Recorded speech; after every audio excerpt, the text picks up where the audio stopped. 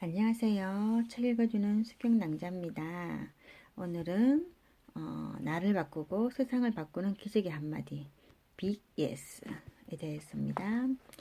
이 책을 제가 이제 포스팅하는 이유는 이 책에 보니까 아주 긍정적으로 이 세상을 이기는 극복의 힘이 있는 것 같아서 인생은 긍정의 크기만큼 이루어진다. 저는 긍정주의자거든요. 이 책을 지으신 분은 송진구님이시라고 너무 유명하신 분이더라고요. 한번 읽어드릴까요? 송진구님, 삼성, 하이닉스, MBC 등에서 대한민국 최고의 명강사로 선정된 저자는 명품 전략, 혁신, 창조, 리더십, 위기관리, 마케팅 등의 분야에서 복잡한 문제를 재미있고 명쾌하게 풀어내는 명강으로 정평이 나 있다.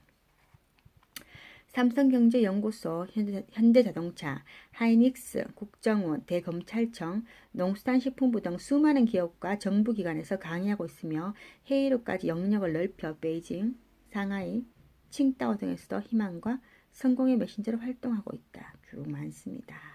저서로는 위대한 기업 36개 전략으로 승부한다. 명품 인생 만들기. 행복은 빈자리로 온다. 디지털 라이프 등이 있고 오디오북으로 창업 전략, 명품 인생 만들기 등이 있네요. 자, 오늘은 일단 프롤로그부터 읽어드리겠습니다. 당신에게 시련과 고통이 있습니까? 대나무의 성장 과정을 살펴보면 일반적인 식물과는 색다른 면이 보입니다. 보통 4월경에 새싹 죽순이 대지를 뚫고 올라오는데 그 죽순은 1년 만에 20cm 이상의 크기로 자라납니다. 하루에 몇십 센티미터씩 쑥쑥 커가는 대나무를 보며 사람들은 대나무는 다른 식물에 비해 참 성장 속도가 빠르구나 라고 쉽게 생각합니다. 하지만 죽순의 모습으로 지상에서 그렇게 빨리 넘길게요. 그렇게 빨리 성장할 수 있게 된 것이 그 이전에 겪어야 하는 인고와 기다림의 대가라는 사실을 아는 사람은 많지 않습니다. 대나무 뿌리는 죽순을 지상에 내보내기 위해 초기 4년 동안 모든 성장을 땅속에서만 합니다. 섬유줄의 뿌리 구조를 단단하게 만들어서 지하의 암석이나 주변의 다른 식물 뿌리들과 치열한 자리다툼을 하면서 자기 영역을 최대한 깊고 넓게 만듭니다. 1년에 20cm로 급히 자라면서도 쉽게 넘어지거나 휘지 않는 대나무의 비밀은 여기에 있습니다. 우리는 누구나 성장에 따르는 성장통을 겪습니다. 고통스럽다고 해서 성장통을 피할 수는 없습니다. 대나무의 성장통은 4년씩이나 땅속에서 자신의 뿌리를 깊고 넓게 펼치는 고통입니다. 여리디 여린 뿌리로 흙과 바위 사이를 뚫고 넓고 깊게 전진합니다. 더할 수 없이 고통스럽고 지루한 작업이지만 끈질기게 포기하지 않습니다. 언젠가 20m 이상의 키로 당당하게 솟아오를 자신의 미래를 위해서는 반드시 감수해야 할 피해의 과정, 피할 수 없는 성장통임을 잘 알기 때문입니다. 그 성장통을 견디는 힘은 바로 시련을 이기는 긍정의 힘, 빅 예스입니다. 제 오랜 지인인 중국인 사업가 김호운 회장이 있습니다. 김 회장은 젊은 나이에 무역과 건설업으로 상당한 부를 이루었습니다. 그는 한때 동구권 국가에 수백 대의 유럽 차량을 수출했다가 현지 쿠데타로 수출 대금은커녕 차량 회수도 못해 파산이라는 최대의 시련을 겪었습니다. 그리고 무려 1년 동안 집에도 들어가지 못한 채 말할 수 없는 고통의 시간을 보냈습니다. 우여곡절 끝에 김 회장은 다시 사업을 일으켜 현재 베이징과 연결해서 건설회사와 백화점 등 이전보다 훨씬 단단한 기업군을 형성하고 있습니다. 한국에도 현지 법인을 설립, 직접 투자를 위해 수시로 왕래하고 있습니다. 중국의 대표적 대외 민간기관인 중국국제우호연락회의 이사로도 활동 중입니다. 얼마 전 김 회장이 한국에 왔을 때 호텔에서 번잡한 서울 도심을 내다보면서 했던 말이 잊혀지지 않습니다. 사람들은 대부분 자신의 형편에 맞는 위치를 갖고 있습니다. 그러나 자신의 현재 위치에 만족하지 못하고 항상 높은 곳만을 올려다보지요. 일용직 근로자는 샐러리맨을 부러워하고 샐러리맨은 오너를 부러워합니다. 아랫사람은 빠른 승진과 출세를 원하고 그 과정을 거쳐 조직의 장이 되어서도 더 큰 조직의 리더가 되길 원해요. 사람들은 항상 자신보다 나은 사람, 다음 페이지요. 나은 사람들만 바라보고 자신의 위치에 만족하지 않습니다. 인간에게 욕심과 꿈은 꼭 필요하고 또 삶의 원동력이 되기도 하는데 그 욕심과 꿈 때문에 현재의 자신이 불행하다고 느끼는 아이러니가 있는 겁니다. 정말 불행한 일이죠. 현실을 즐기는 사람이 가장 행복한 사람입니다. 저 역시 젊은 나이에 사업을 크게 일으키고 실패 없이 성성장구할 때도 항상 마음이 급했습니다. 더 큰 기업을 일구고 중국 전체에서도 알아주는 정말 큰 부자가 되고 싶어서 밤낮 없이 뛰었죠. 그땐 충분히 가능하고 반드시 그렇게 될 것이라 믿었습니다. 그렇게 위만 바라보며 사업을 키워가던 제가 하루아침에 모든 것을 잃었을 때는 말 그대로 제 인생 전부가 끝난 것과 다름없었습니다. 너무도 억울하고 세상이 원망스럽고 어리석었다는 생각에 화병이 오더군요. 1년 이상의 세월을 난 아무것도 할 수 없었습니다.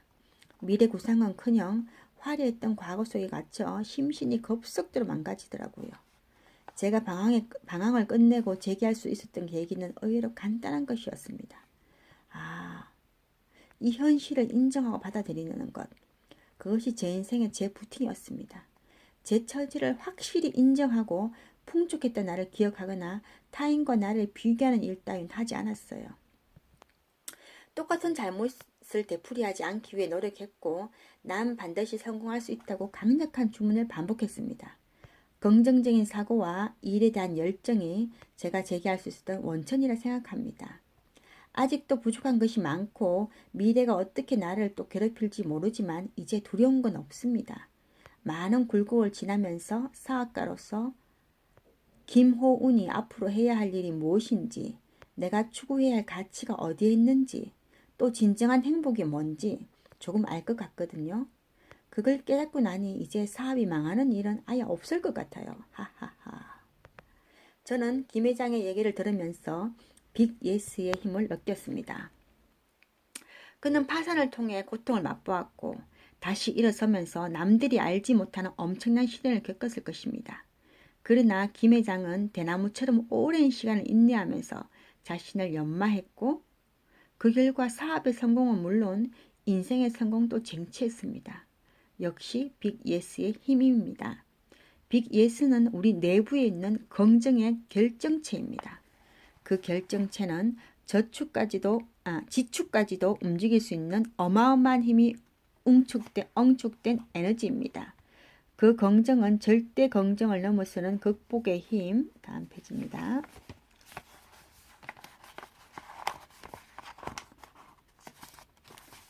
어떤 시련과 고통도 넘어설 수 있는 힘입니다.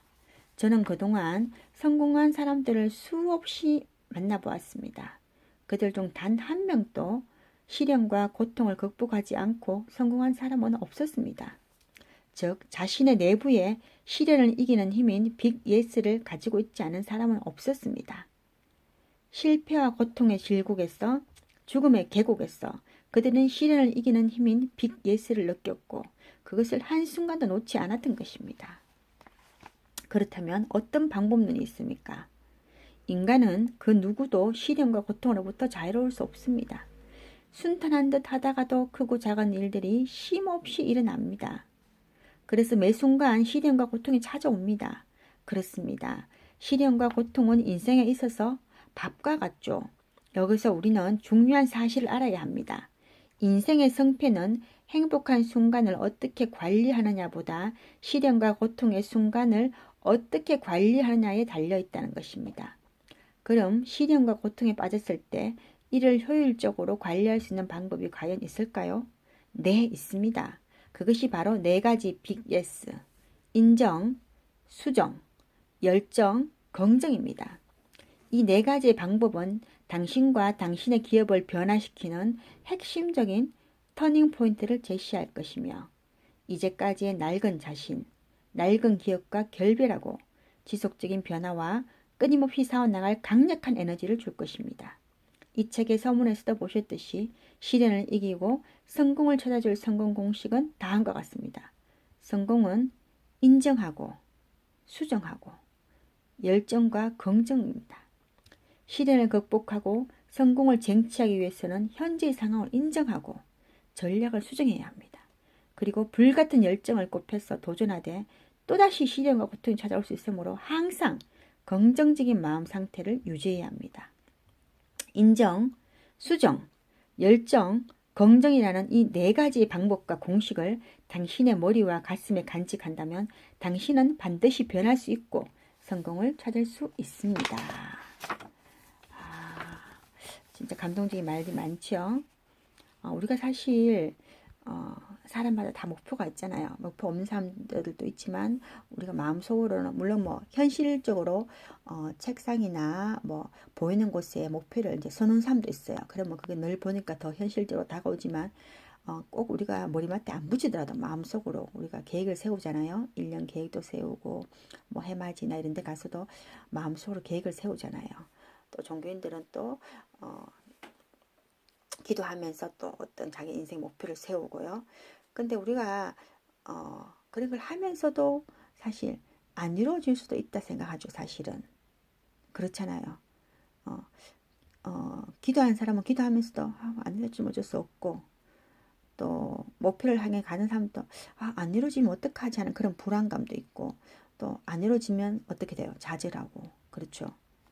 근데 저도 뭐 예를 들어서 뭐 자격 시험이나 이런 거 할 때 보니까 나중에 어떤 그 결과의 그 성패보다는 제가 그 결과 그 시험이나 어떤 그 자격에 도전할 때까지 과정이 있잖아요.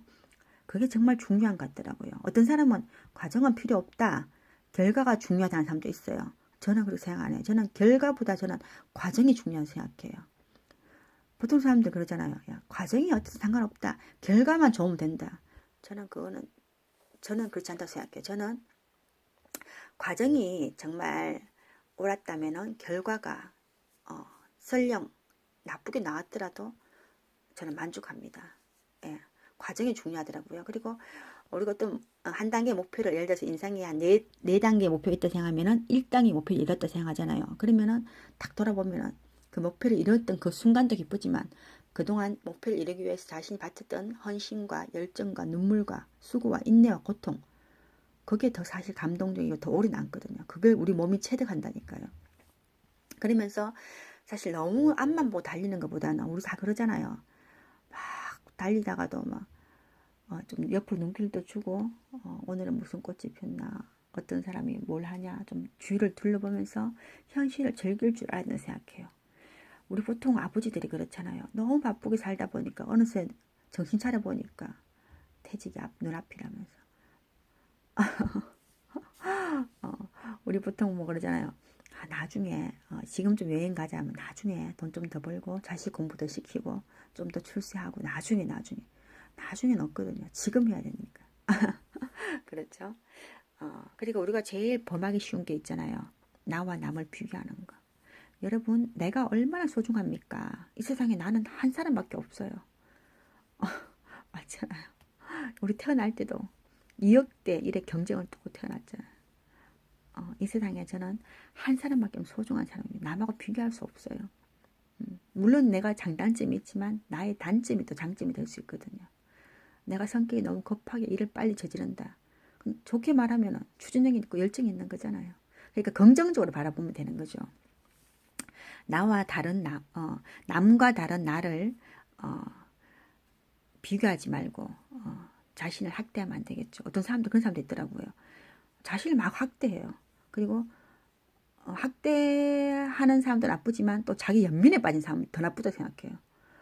자신을 막 내가 뭐 나는 뭐 어쩔 수 없지 뭐 내가 이렇지 뭐 내가 내까지 있게 해봤자지 뭐 나 이래 살다 죽을 거야. 자기 연민이죠. 자기 학대는 어떤 건 줄 알아요? 막 자기를 막 더 막 채찍질하고 막 당근질하고 막 있잖아요. 더 심하게 하는 그런 사람을 저는 학대라고 생각해요. 왜냐하면은 좀 즐기면서 있잖아요. 자신을 다독여주는 생각해요. 다른 사람이 나에게 다정하게 위로하고 하는 거 중요하지만 내 자신이 나를 더 위로하고 하는 것도 중요하다고 생각해요. 그래서 저는 저 같은 경우는 아침에 일어나잖아요. 거울 보면요. 그렇게 생각해요. 내 자신한테 얘기해요. 감탄하면서 너 어찌 이렇게 예쁘냐고.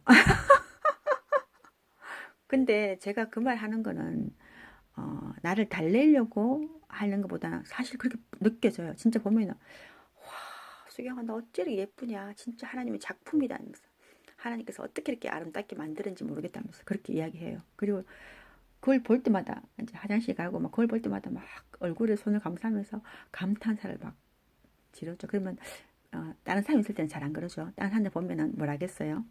저 사람은 돌았구나. 그렇게 생각할 수도 있겠죠. 자신을 사랑했는 생각해요. 우리가 자기 자신을 학대해서도 안 되고 자기 연민에 빠져서도 안 된다고 생각해요. 나는 소중한 사람이고 이 세상에 한 명밖에 없는 사람이잖아요. 그죠? 내 자신을 사랑해주고 격려해주고 지지해주고 그렇게 내 자신이 내 편을 들어준다 생각해요. 그리고 또 내부에 이제 정말 우리가 어떤 강인한 그 어떤 자기의 어, 그런 결정체, 긍정의 결정체를 키워야 된다 생각해요. 내 마음속에 누가 뭐래도 흔들리지 않는 저는 좀 그런 게 있어요. 좀 많죠. 그래서 처음 저를 보는 사람들은 좀 이해를 못하는 사람들도 많더라고요. 그러면서 저기 좀 우리가 그렇잖아요. 남들보다 좀 튄다 이러면은 벨라다. 저 사람 좀 벨라다. 좀 이렇게 생각하잖아요. 튄다. 근데 그 튀는 게 아니고 이제 그 사람의 개성이죠. 이제 퍼스널리티죠. 근데 그걸 인정해 줘야 되는데 사람들이 보통 어, 남들과 똑같이만 가려 하죠. 똑같이. 그러니까 우리가 그런 속담 있잖아요. 남들하고 똑같이 하면은 중간은 간다. 저는 중간 가고 싶은 마음도 없고 1등 하고 싶은 마음도 없고 또 꼴등 하고 싶은 마음도 없어요. 저는 그냥 제 페이스대로 하고 싶어요. 내가 좋아하는 일, 내가 행복한 일, 내가 해서 마음이 기쁜 일, 그런 일 하고 살고 싶어요. 그래서 제가 또 이제 이렇게 유튜브에 책 읽어주는 수경 낭자 코너를 또 운영하고 있는 채널을 운영하는지도 모르겠습니다. 근데 제가 이걸 해보니까 너무 행복합니다. 네, 오늘 여기까지입니다. 감사합니다. 행복하세요.